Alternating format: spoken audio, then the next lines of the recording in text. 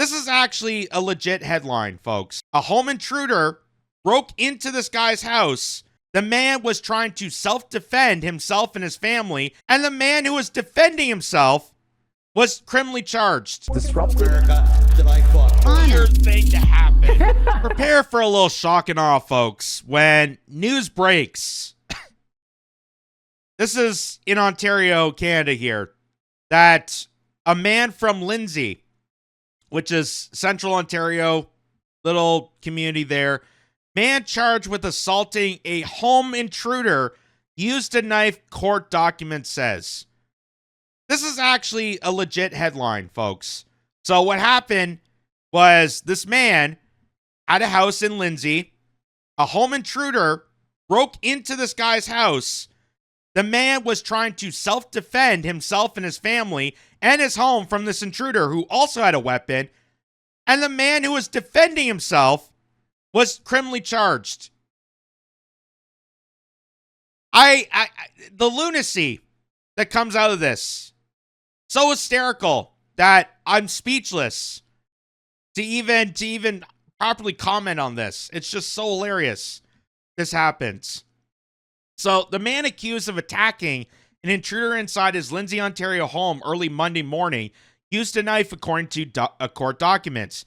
Jeremy McDonald faces charges of aggravated assault and assault with a weapon after an altercation took place inside his apartment.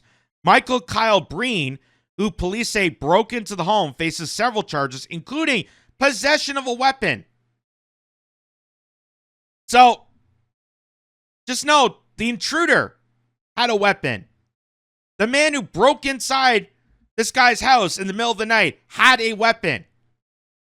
And when someone breaks into your house, you have literally seconds to come to a decision, come to some sort of action to defend yourself and defend the people in your house. And the fact that this guy, the homeowner, comes out with a knife to defend himself from this home intruder who also had a weapon, which you don't know what he's capable of doing or what why he's in the home. You have literal seconds to make a decision. And they're criminally charging the homeowner.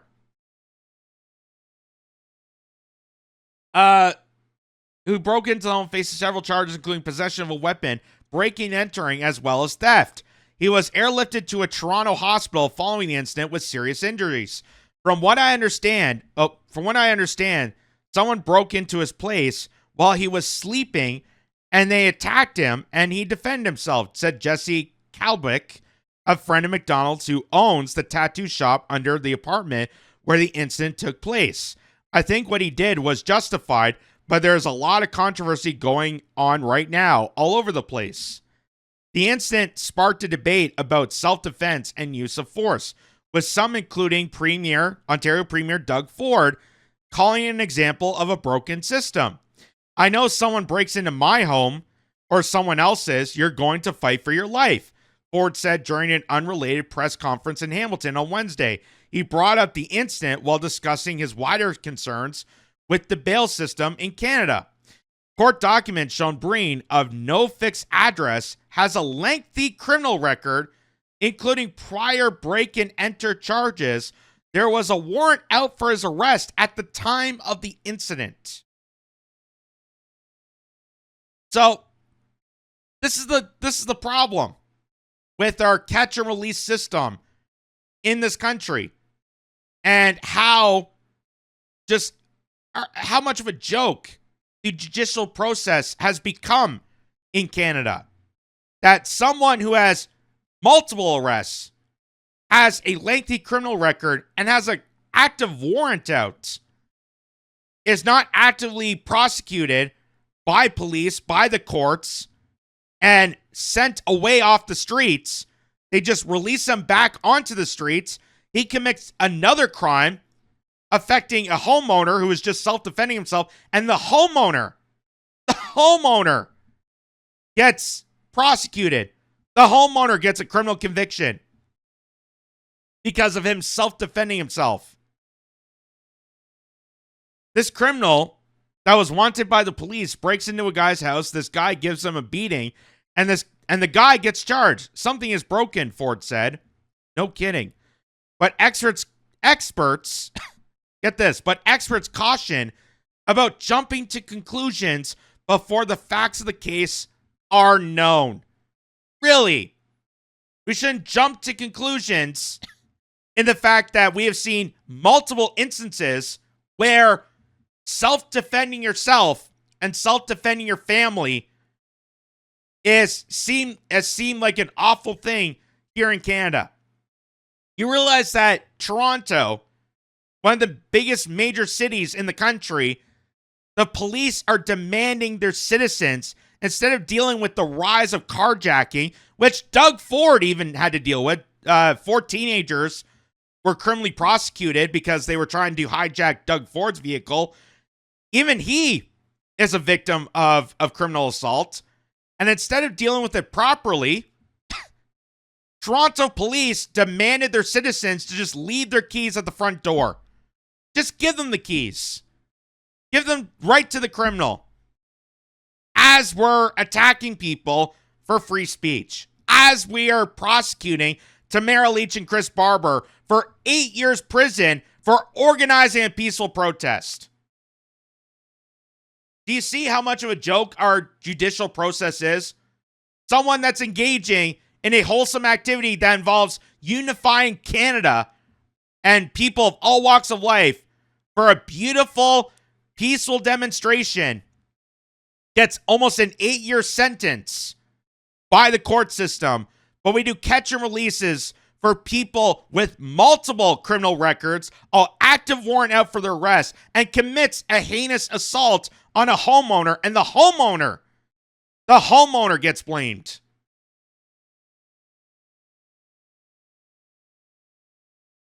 We really need to know the circumstances and details of what happened inside the home, said Joseph Neuenberger, a criminal attorney.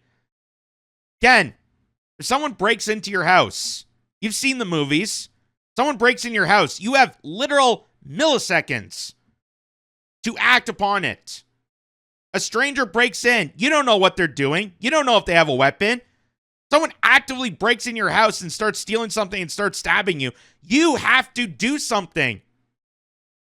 That's why he came out with the knife. That's why he went after the guy. A guy who has an active warrant out already. So, self-defend yourself is common knowledge.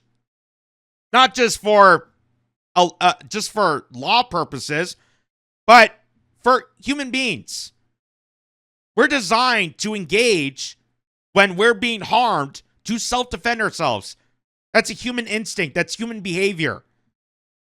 And here in Canada, it's just so backwards that they still want to prosecute the guy and they want to wait and see before people jump to the circumstances that, yeah, we're prosecuting a homeowner defending himself. And here's why. It goes on to say, Canada does not have a similar law to the Castle Law in the United States, which allows individuals to use deadly force to defend themselves against intruders in their home. But Neuenberger says the self-defense laws that do exist are adequate. Really? Really? So a man that was trying to defend himself with a kitchen knife has to be criminally prosecuted. I mean, he wasn't even carrying like a rifle or an active handgun. It's a knife. The worst that could have happened is he was stabbed. And yet, they want to put criminal prosecution on him. The guy defending himself.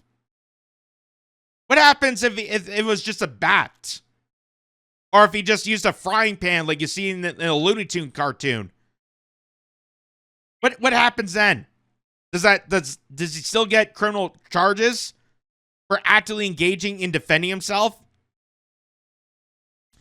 We do not have significant self-defense laws that are broad enough that if an individual comes in with a knife or a gun and you are at serious risk of bodily harm or death, you can respond with lethal force.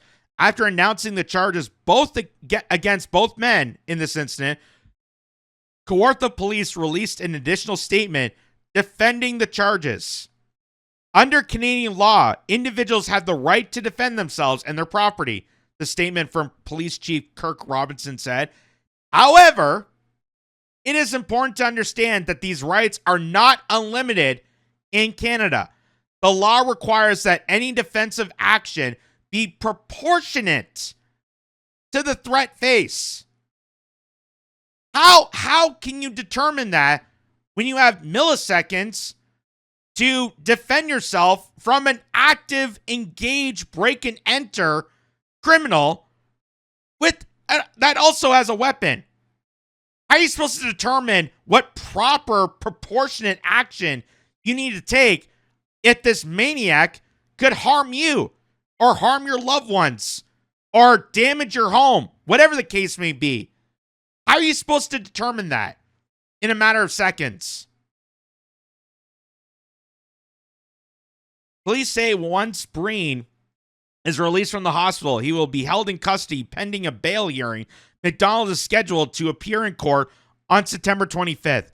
For Kalbick, he hopes this incident will spark a lot of change. A lot of people are blaming the police, he said. It's not their fault. They have to do their job and uphold the law.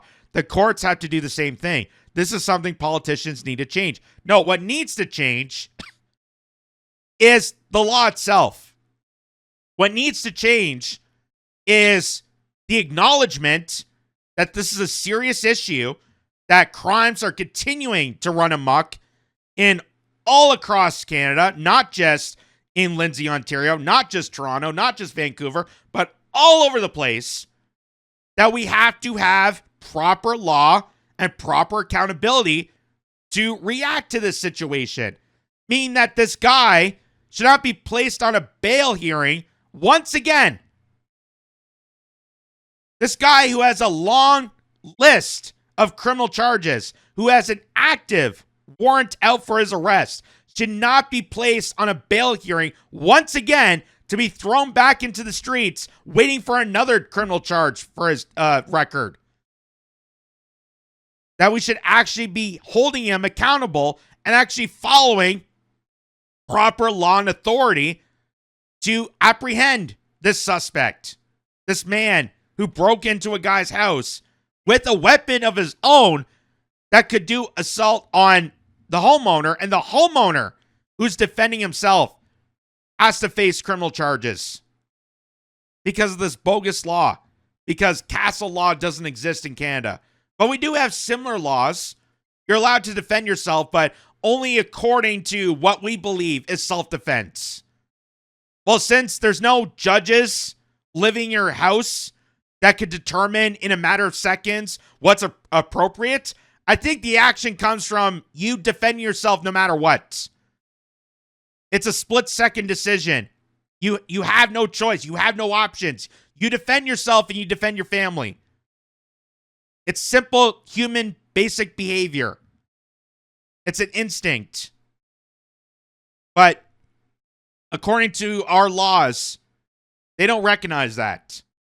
And here, there's Doug Ford weighing in on the incident that saw a man charged after defending his home from an intruder in the night. Now, I want to show you what he says here, but I'm gonna put the blame on him. Because Doug Ford, who's the Premier of Ontario, sees this numerous times over and over. Like I said, he's a victim of a carjacking. It even happened at his own house. And Doug Ford, being the Premier, could engage in actually doing something in cracking down on crime, but he refuses to do so. He hasn't done anything to actually engage properly in stopping this crime spree. So here's what he says in responding to the homeowner here. Watch. Did everyone hear about the story in Lindsay? So this criminal that's wanted by the police breaks into this guy's house. This guy gives him a beating, and this guy gets charged. And the other guy gets charged. But, something is broken. I know someone breaks into my... It's so crazy that Doug Ford goes on stage and sounds like the guy you meet at a coffee house. Hey, did you hear the thing on the news last night about this guy that got charged for self-defending himself when a intruder broke in? It's crazy, right? Someone should do something about it. Yes! Yes, you idiot! One of them being you. You have the power. You have the authority. You have responsibility. You, Doug Ford, could actually do something about it. But instead, you're going to go on stage and act like, I have nothing to do with this. I don't have any control. Someone should do something about it. How crazy this is. It's like when he goes on stage and complains about taxes. Oh, Mark Carney and the Liberal government, Justin Trudeau, they're raising too much taxes. How crazy that is. Well, hey, you're the Premier of Ontario. You're responsible for a province. Maybe you can actually respond accordingly yourself and maybe deal with the increasing HST and PST that's afflicting Ontario. Maybe you could do something, Doug Ford. You have potential. You have authority to deal with the province. Just like you have authority to do this. To actually crack down on crime. To actually go against the prosecution of a homeowner. You can actually do something about it, but he refuses to do so. All this is a stunt. All this is just theater. Oh, did you hear about this crazy thing that happened on the news? Someone should do something about it. But he won't do anything. He won't do anything purposely. But he will go on CNN, MSNBC. He'll go on the major American networks and complain about America and Donald Trump. Well, his own province is falling apart. House or someone else's, you're going to fight for your life. This guy has a weapon. You're going to use any force you possibly can to protect your family. I'm telling you, I know everyone would. I'd be scared to break into Kevon's house. Look at this. He's like a linebacker. He'd beat the living crap out of the guy, as he should. Because enough's enough here. Violence and breaking into people's homes, putting guns to their heads. And guess what? Some bleeding heart judge, little Johnny, he didn't have a good upbringing. So we're going to let him out on bail 5 more times because he's on his 5th, being let out on bail 5 times, just to go do the same thing the next day. And again, this has been a growing problem for many years. Doug Ford has recognized this. Has he done anything about it? No. And as he's going on stage, pretending that like something needs to be done and I'm concerned about this and this guy should not be prosecuted for self-defending himself. What did he do recently? He gave amnesty to illegal migrants to take over job positions in this country, in Ontario. He gave a huge amount of amnesty, causing a surge in unemployment, especially young people in Ontario, that they're now outsourcing to migrants coming into this country so they could scab for cheap labor. That's Doug Ford. Doug Ford is deliberately going against Ontario every single day. And this is another example of it. Well, this shouldn't have happened and we need to really do something about it. Really? When? When are you going to actually do something? When are you going to call to action and enforce strict measures so that we don't see more of these articles, so we don't see people that are self-defending themselves being criminally prosecuted while we give criminals a leg up and just let them roam free? And as my suspicion, again, I can only speak in just from observing and being speculative here, that they want this to continue on because chaos thrives the establishment. Chaos is what dominates people's fear. And fear is a great motivator for people like Doug Ford, Mark Carney, and the worst to enact more sinister measures against Canadians. Look at how they fear-mongered people when it came to COVID. Look at how they fear-monger people when it comes to open borders and migration. I'm not angry at immigrants that are coming here legally, that want to make a better life, that want to, make something out of this country and want to help incorporate into our values and structure, I have nothing against that. But the people responsible, the people that have the authority to do something about it, refuse to do so. They're the ones causing the problems, and they stand on stage saying, well, someone should be doing something about it. And they don't come to reasonable solutions. So my only assumption is they want this to continue on as a way to fear and bait people and make this even worse of a society. And it's devastating people. That's why so many Canadians are looking to leave their own country. There's a mass exodus of Canadians leaving Canada. So here's Doug Ford prior to the Lindsay incident. Once again, acknowledging that crime is running amok and it's happening in Ontario. And being the Premier of Ontario, he's going to say how crazy it is, but actually refusing to enact any measures to combat this problem. But he's going to make you informed and sound like the coffee shop guy. Oh my God, did you hear about this story? But this guy has the authority. This guy has the responsibility to do something about it. So here, just another PR stunt. The last one. Did you hear about the guy that these thugs came up, ready to steal his car? They're all in their masks and everything. So I guess he was a hunter or something. He shot up in the air. I don't recommend that, by the way. But he gets charged. I got to find out this guy's name and number, and I'm going to hold a fundraiser for lawyer fees for him. He should get a medal for standing up. It's like down in the U.S., we should have the castle law. Someone breaks into your house, and I know any of these people here, someone breaks into your house and they're coming after your kids and you're coming after your spouse, you're going to fight like you've never fought before. You're going to use anything that you have, be it weapons, baseball bats, knives. You're protecting your family. These thugs shouldn't be coming in there. Now, so there he was again, announcing how bad crime is and just refusing to enact on it. Even when Doug Ford was a victim of criminal behavior. 4 teenagers arrested for carjacking at Doug Ford's own house. You think when it even happens to him, he would actually step up to the plate and do something about it. But no, because Doug Ford, being the good little boy that he is, and being part of the establishment that's causing this chaos to thrive, as Mark Nixon points out, Doug Ford congratulated Mark Carney.